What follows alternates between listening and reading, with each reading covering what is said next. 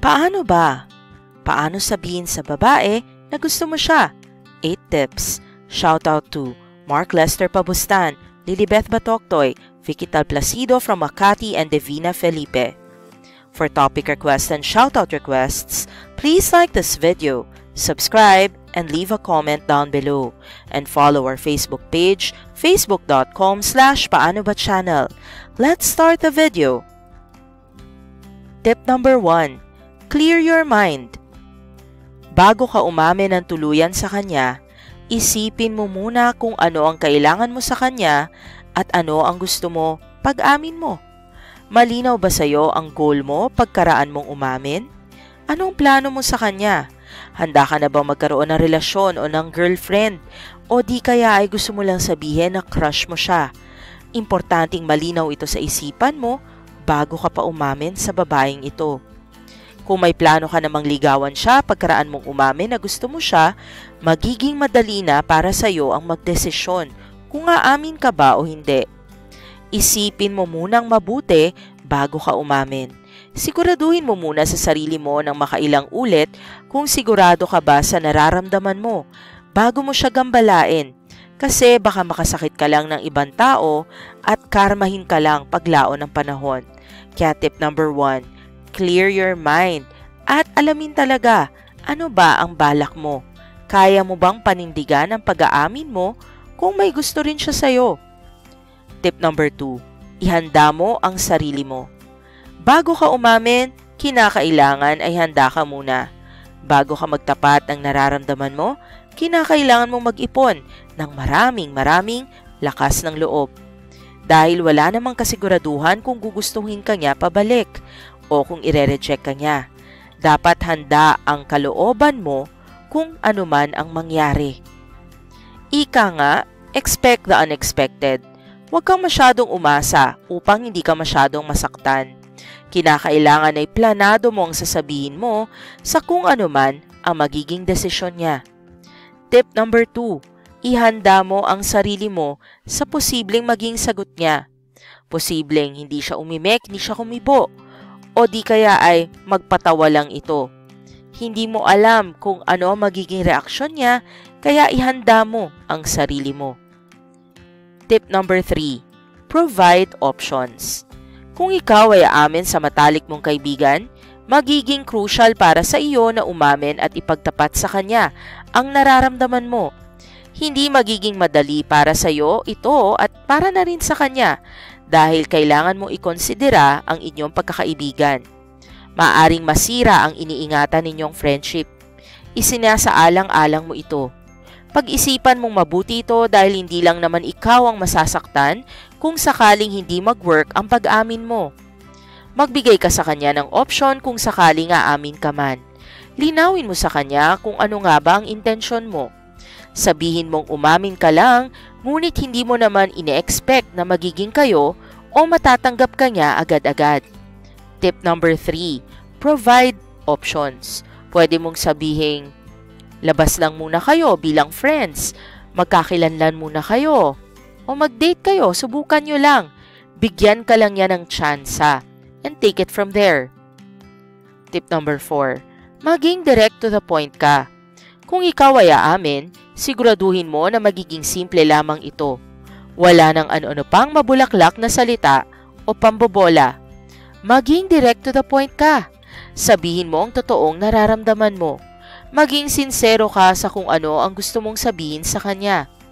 Kapag kasi masyado kang paligoy-ligoy, pwedeng mabore siya sa'yo at hindi ka na niya pakinggan.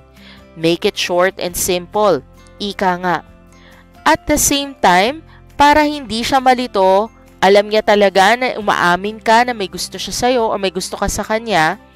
And at the same time, para alam niya na seryoso ka at hindi ka nagbibiro. Tip number 4, maging direct to the point ka. Before we continue with tip numbers 5 to 8, may kling patalastas lang po. Find what you are looking for, nasa Lazada yan. Get free shipping vouchers and 100 pesos off on your first order when you shop using the link in our video description box. And if you haven't done so already, please turn that thumbs up button blue and like this video. Napakalaking tulong po yan sa ating channel. Let's continue with tip number 5. Be yourself. Kung aamin ka sa isang babae, magpakatotoo ka lang. Huwag kang magpanggap sa pag-uugaling hindi naman talaga ikaw. Huwag mong piliting magpa-impress sa kanya dahil kung talagang gusto mo siya, hahayaan mo ang sarili mo na ipakilala sa kanya ang totoong ikaw dahil malalaman at malalaman rin naman talaga niya yan habang lumalaon ang panahon. Maging tapat ka kung sino ka talaga. Ipakita mo ang sarili mo upang hindi siya mag-expect ng mataas sa'yo at para matanggap niya rin kung sino at ano ka talaga. Tip number 5, be yourself. Tip number 6, mag-effort ka. Hindi naman sapat na sinasabi mo lang na gusto mo siya, dapat ay pinapakita at pinaparamdam mo rin ito sa kanya. Dahil sabi nga nila, kulang ang salita kung walang gawa. Mag-effort ka na iparamdam sa kanya na talagang gusto mo siya. Ipakita mo sa mga simpleng gesture mo na talagang seryoso ka sa nararamdaman mo para sa kanya. Hindi naman maniniwala agad-agad ang isang babae sa lahat ng sinasabi mo kung hindi mo naman pinapatunayan at salungat ang mga kinikilos mo sa sinasabi mo. Kaya kung gusto mong seryosohin niya ang pag-amin mo sa kanya, kailangan nagmamatch ang salita mo at ang action mo at kailangan may consistency ito. Kapag umamin ka sa kanya, humanda ka na dapat ipakita mong sincero ang pag-aamin mo. Kailangan araw-araw i-text mo siya, kamustahin mo siya. In a week, ideally, gawan mo ng oras para makapagkita kayong dalawa. Tip number 6, mag-effort ka. Tip number 7, maghintay ka ng tamang timing. Ika nga, there's always a perfect timing for everything. Hintayin mo ang tamang oras. Kung tingin mo naman ay tama na ang timing at nagkakilala na kayo ng lubusan, pwedeng-pwede ka nang umamin sa kanya. Minsan kasi, hindi agad-agad naniniwala ang babae kapag sinabi mo agad na gusto mo siya, kahit na isang araw pa lang naman kayo nagkakasama at nagkakausap. Madali silang nato-turn off dahil nagtutunog hindi sincero ang pagkakasabi mo. Hayaan mo munang makilala ninyo ang isa't isa bago ka umamin. May tamang timing para dyan. Matuto ka lang maghintay. Tip number 7, maghintay ka ng tamang timing. Huwag ka nga aamin pag alam mong stressed siya. Huwag ka nga aamin kung alam mong heartbroken pa siya. Huwag ka nga aamin muna kung alam mo naman na hindi pa siya handa at ready para sa isang relationship. Baka mabusted ka lang. Tip number 7, maghintay ka ng tamang tiyempo o timing. Pero pag hindi mo na talaga kaya ang iyong nararamdaman, sige lang, go lang dahil kung para siya sa'yo talaga, para siya sa'yo at walang tamang timing para sa tamang tao. Tip number 8, intayin mo ang resulta.